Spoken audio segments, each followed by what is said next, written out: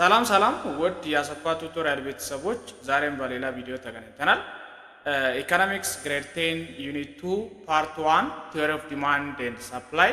From the theory of demand and supply, what's the theory of demand, what does mean concept of demand, and what's the law of demand status, and what are the three tools which is to explain the relationship between the price and quantity demands are basic point which will be discussed in this video. So don't forget making of copy link, share and subscribe my YouTube channel. So let us to start what's the concept of demand. The first one is what is demand and what's demand and what's law of demand. So demand simply status consumers must be willing to buy and able to purchase that desired commodity is called demand. It's simply demand is simply consumers must be willing and able to purchase that desired commodity is called demand እንለዋለን demand። ስለዚህ አንድ ኮንሱመር ማግዛት መፈለግ አለበት። መፈለግ ብቻም ሳይሆን የፈለገውን ነገር የማግዛት አቅም ሲኖር ዲማንድ እንለዋለን ማለት ነው። ስለዚህ only willingness to buy doesn't become what does not be or cannot be what demand. Only ability to pay cannot be what demand. To say demand, two conditions must be satisfied: willingness to buy plus ability to purchase that desired commodity is called demand. Don't miss point. ስለዚህ ዲማንድ የምንለው አንድ ገዢ መግዛት መፈለግ አለበት። ዜን የፈለገውን ነገር ደግሞ የማግዛት አቅም ሲኖረው ዲማንድ እንለዋለን ማለት ነው። የማግዛት ፍላጎት ወይ ማግዛት ፍላጎት ማኖር ብቻ ወይ የማግዛት ፍላጎት ማኖር ብቻ ዲማንድ አንለውም። የማግዛት አቅም ማኖር ብቻም ዲማንድ አንለውም። ስለዚህ ዲማንድ የምንለው የማግዛት ፍላጎት ፕላስ የማግዛት አቅም ነው ማለት ነው። ስለዚህ የማግዛት ፍላጎት ፕላስ የማግዛት አቅሙን ዲማንድ እንለዋለን ወይ ፍላጎት እንለዋለን ማለት ነው። So what makes demand different from need and want? I think need is simply basic requirement for the human being to live in this real world. Want is simply desiredness of something, okay, desiredness, but demand is simply willingness plus ability to pay that desired commodity is called demand. Therefore, only willingness to pay cannot become demand. Only ability to pay that desired commodity also cannot become to demand. To say demand, willingness plus ability to pay must be satisfied. So this is the main definition of demand. So let us proceed. What the law of demand states? The law of demand is the principle or law that states about the relationship between the price and the quantity demands are inversely or negatively related. That law is called law of demand. Don't miss point. A law or the principle that states about the relationship between the price and the quantity demands are inversely or negatively related. That law is called law of demand. ስለዚህ ላው ነው ፕሪንሲፕል ነው ፍላጎትና ዋጋ ኔጌቲቭ ሪሌሽንሺፕ አላቸው ይላል። ስለዚህ ዋጋው በጣም የጨመረ ከሄደ የማግዛት ፍላጎቱ በጣም የቀነሰ ይሄዳል። ዜን ዋጋው በጣም የቀነሰ ከሄደ ደግሞ የማግዛት ፍላጎቱ እየጨመረ ይሄዳል ይላል። ይሄ ሎው ምን ሎው ይባላል? ሎው ኦፍ ዲማንድ እንለዋለን ማለት። ስለዚህ ዋጋና የማግዛት ፍላጎት ሁሉ ጊዜ ኔጌቲቭ ሪሌሽንሺፕ አላቸው ብሎ የሚያወራልን ወይ ኤክስፕሌን የሚያደርግልን ሎው ከሆነ ይሄ ሎው ኦፍ ዲማንድ እንለዋለን ማለት ነው። ዶንት ሚስ ፖይንት ሎው ኦፍ ዲማንድ። ይሄን ስናወራ ግን ሎው ኦፍ ዲማንድ ስናወራ ላይክ ፕራይስ ኦፍ ኤክስ እና ኳንቲቲ ዲማንድ ፎር ኤክስ ስናወራ ሌሎች ነገሮች አሲም ቱ ቢ ኮንስታንት ናቸው ማለት አዘር ቫሪያብልስ ኦር አዘር ፋክተርስ አሲም ቱ ቢ ኮንስታንት ናቸው። ሌሎች ቫሪያብሎች ኮንስታንት ካልሆኑ የምናወራቸውን ነገሮች እንዳይሰሩ ያደርጋል። ስለዚህ other things assume to be remains constant. That's called central plus እንለዋለን ማለት ነው። Due to this reason, a law or the principle that states about the relationship between the price and the quantity demands are negatively or inversely related. That law is called law of demand. Good. So to explain the relationship between price and quantity demand, there are three tools. To explain the relationship between the price and the quantity demand, there are three tools. The first one is demand table, the second one is demand curve, the third one is demand function. Okay, price and quantity demand ወይ quantity demanded ምን አይነት ሪሌሽንሺፕ እንዳላቸው ኤክስፕሌን ለማድረግ ሶስት ቱሎች ልንጠቀም እንችላለን። አንደኛው ዲማንድ ቴብል ነው ወይ ስኬጁል እንለዋለን። ሁለተኛው ዲማንድ ከርቭ ነው ግራፍ ነው ማለት ነው። ዲማንድ ፋንክሽን ነው ማለት ነው። ስለዚህ በዲማንድ ቴብል፣ በዲማንድ ከርቭ፣ በዲማንድ ፋንክሽን ተጠቅመን ፕራይስ እና ኳንቲቲ ዲማንድ ምን አይነት ሪሌሽንሺፕ እንዳላቸው ኤክስፕሌን ማድረግ እንችላለን ማለት ነው። So let us see what does mean demand table or schedule. Demand table simply a table that shows the relationship between the price and the quantity demand in the form of table is called demand table. Demand table ማለት ነው. So let us see one mathematical example. Assume to be a combination A, combination B, C, D, E. Their price per kilogram. We have quantity demand here. Then we have price 5, 4, 3, 2, 1. we have quantity demand 5, 3, 7, 9, 11, and what 30.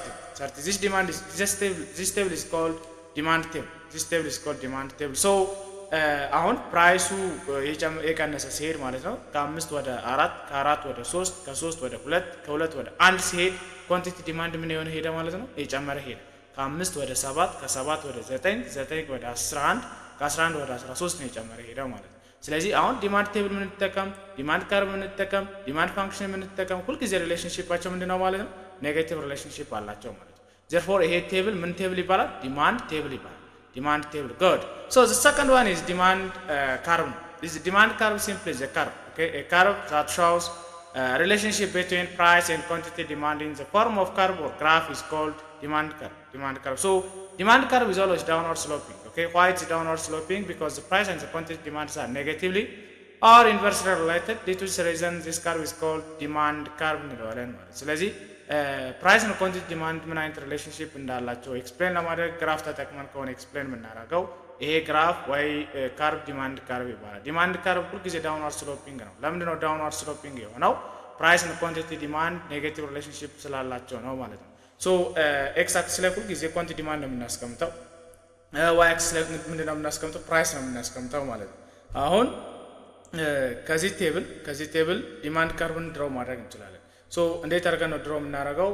ኳንቲቲ ዲማንድን ኤክስ አክሲስ ላይ እናስቀምጠዋለን ማለት ነው። ኳንቲቲ ዲማንድ 5 7 9 11 13 አድርገን አስቀምጠዋለሁ። ዜን ፕራይስ ደግሞ እዛ ተሰጥቶናል 1 2 3 4 5 ከዚህ ተነስተን ወደ ላይ ስንሄድ ቁጥሩ የጨመረ ስለሆነ የሚሄደው ከዚህ ተነስተን ስንሄድ ከትንሽ ቁጥር ነው የምንጀምረው ማለት 1 2 3 4 5 ነው።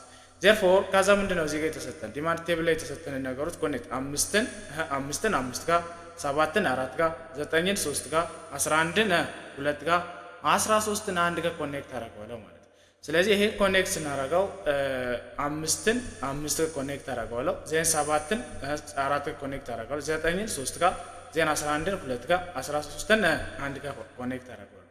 ሶ እቺኛው ካርቭ ምን ካርቭ እንላታለን? ዲማንድ ካርቭ ናት ማለት ዲማንድ ካርቭ Due to this reason, demand curve is simply downward sloping. I said before. Why it is downward sloping? Because of the relationship between the price and the quantity demands are what? Negative ስለሆኑ ነው downward demand curve የሆነው ማለት ነው። Good. ከዚህ demand curve ደግሞ demand function drive ማድረግ እንችላለን. We can drive demand function. So what kind of function is demand function? Mathematical function that shows the relationship between the price and the quantity demand in the form of a function or in the form of mathematical function. That function is called demand function. So demand function always it must be linear መሆን አለበት። What kind of function we say is that linear? If exponent is 1 and intercept is 1, then the slope is 1 and dependent variable is 1, that function is called linear function. So demand function must be linear. So the highest exponent in demand function must be 1 ነው መሆን ያለበት ማለት ነው። Let we have quantity demand is equals to QD is equals to A plus BP. From this Q means quantity demand ማለት ነው። A intercept ናት፣ B slope ናት። slope then we can make it small letter ማድረግ እንችላለን። እችኛዋ B ማለት ነው። B small letter. Good. P means price ማለት ነው። P is price. So from this we can calculate slope እንዴት አድርገን calculate ማድረግ እንችላለን? changing quantity demand changing price አድርገን calculate ማድረግ እንችላለን ማለት changing quantity demand changing price ማለት then in mathematics slope I think changing y changing x ነው አይደል? ለምን ነው ኢኮኖሚክስ ላይ slope changing quantity demand changing p ሆነ? put in your mind. okay ለምን ነው ማትማቲክስ ላይ slope ሁሉ ጊዜ ኔጌቲቭ አይደለም የሚሆነው ፖዚቲቭ ኔጌቲቭ አንዲፋይንድ ሊሆን ይችላል ማትማቲክስ ላይ። ስለዚህ ኢኮኖሚክስ ላይ ግን ዲማንድ ፋንክሽን ስሎፕ ሁሉ ጊዜ ኔጌቲቭ ስለሆነ ኔጌቲቭ ለምን ሆነ? ፕራይስ እና ኳንቲቲ ዲማንድ ኔጌቲቭ ሪሌሽንሺፕ ስላላቸው ስሎፕ ኦፍ ዲማንድ ፋንክሽን ካልኩሌት ስናደርግ ቼንጂንግ ኳንቲቲ ዲማንድ ቼንጂንግ ፕራይስ አድርገን ነው ካልኩሌት የምናደርገው ማለት ነው። then based on above demand curve we are required to calculate demand function from A to B from A to B ማለት እዚህ ዲማንድ ካርቭ ላይ ዲፔንድ ሆነን ዲማንድ ፋንክሽን A to B ካልኩሌት እንድናደርግ ተጠይቀናል ማለት ፖይንት A ማለት 5 ነው። ፖይንት B ማለት 7 ነው ማለት ነው 7 ስለዛ we must be calculate slope calculate ለማድረግ changing quantity demand changing price ነው ብለናል። changing quantity demand changing price ስለሆነ ከ5 ወደ 7 ነው ነው ዜን ከዛ ከ5 ወደ 4 ነው 7 - 5 ሲከፈል ለስንት ማለት 4 - 5 እናደርጋለን ሁለት ሲካፈል -1 -2 እናገኛለን ማለት -2 good -2 so demand function or slope of demand function is always -2 that means point -2 ሁሉ ጊዜ ካልኩሌት አድርገን የምናገኘው ስሎፕ ለዲማንድ ፋንክሽን -2 ነው የሚሆነው ለምንድን ነው -2 የሚሆነው ሁለት ሚኒንግ አላት አንደኛው ዲማንድ ካርቭ ስሎፒንግ ዳውንዋርድ ስሎፕ መሆኑን ይነግረናል ሁለተኛው ደግሞ ኳንቲቲ ዲማንድ ፕራይስ ኔጌቲቭ ሪሌሽንሺፕ ማኖራቸውን ይነግረናል ስለዛ ዲማንድ ስሎፕ ኦፍ ዲማንድ ፋንክሽን ሁሉ ጊዜ ምን ይሆናል ማለት ነው ኔጌቲቭ ይሆናል ማለት ነው then after obtaining the slope ካገኘን በኋላ ኢንተርሴፕቱን ካልኩሌት ማድረግ አለን ፖይንት a ምንላትን ማለት n ካልኩሌት ለማድረግ a to b ከሆነ we can use either point a or point b መጠቀም ይችላል point a or point b መጠቀም point a ማለት 5 ነው point b ማለት 7 ነው ስለዚህ ሂጄ የት ላይ ሳብስቲቱት አደረገ ኳንቲቲ q is equals to a plus bp የሚለው ላይ point a ከተጠቀምኩኝ q ማለት 5 ናት then p means 5 ናት ማለት ስለዚህ ምን አደርጋለሁ 5 is equals to a p ደግሞ አግኝተናል -2 times 5 ይሆናል ማለት ነው ስለዚህ q is equals to a minus 2b ነው then q means 7 ናት a ከተጠቀምኩኝ ማለት ነው ከዛ b minus 2 አግኝተናል p ማለት 4 ነው then we can obtain what we can obtain a 7 is equals to a minus 2 times 4 is equals to what a ስንት አገኘ ማለት 15 እናገኛለን ይሄ አሁን point b ነው የተጠቀምነው point b don't miss point b 7 4 ስለነበረ ነው የተጠቀምኩት ማለት ስለዚህ therefore quantity demand function ስንት ሆነ ማለት ነው substitute አደረጋለሁ a 15 አግኝተናል then kaza slope ደግሞ -2 አግኝተናል we can say quantity demand is equals to 15 minus 2p አግኝተናል ማለት so this is demand function a function ምን ይባላል demand function ነው the same as true አሁን point a መጠቀም ይችላል point a n intercepton calculate ለማድረግ a to b ከሆነ ወይ point a ወይ point b ነው የምንጠቀመው ማለት point a ላይ quantity demand 5 አይደለ price 5 ነው ማለት እዚህ ምን ማድረግ ይችላል 5 is equals to a minus 2 times 5 አደርጋለሁ 5 is equals to a minus 10 ይሆናል ከዛ a ስንት ሆነ 15 ይሆናል ማለት ስለዚህ quantity demand for a to b is equals to 15 minus 2p ይሆናል ማለት what this tells እቺኛው ማይነስ ምንድን ነው የምትነግረን እቺ ማይነስ quantity and price negative relationship ማኖራቸውን plus demand curve ሁሉ ጊዜ downward sloping መሆኑን ይነግረናል ማለት this is reason these are basic point how to derive demand curve from the demand table and demand function from the demand curves are basic point for this lesson don't forget this point put in your mind how to generate demand curve from the demand table and how to calculate demand function from the demand curves are basic thing so እንደዚህ አድርገን calculate ማድረግ እንችላለን ማለት ነው therefore still I want to give one question for you please all of you calculate what's the demand function from B to C, C to D, D to E, and E to D to E. ስለዚህ እንደ ሆምወርክ ያዙና what demand function from B to C, C to D, D to E demand function ስንት ይሆናል የሚለውን ቼክ እንድታረጉ ወይ እንድሰሩ እፈልጋለሁ ማለት ነው። ስለዚህ ሰብስክራይብ ማድረጋችሁን እንዳትረሱ። አሁንም ለዛሬው እዚህ ጋር ይብቃን። ቀጣይ ቪዲዮ ላይ ምንድነው የምናየው ማለት ዲተርሚናንትስ ኦፍ ዲማንድ የሚለውን ቶፒክ ይዤ እመጣለሁ። ሰብስክራይብ ማድረጋችሁን እንዳትረሱ። this is all about for today's lesson okay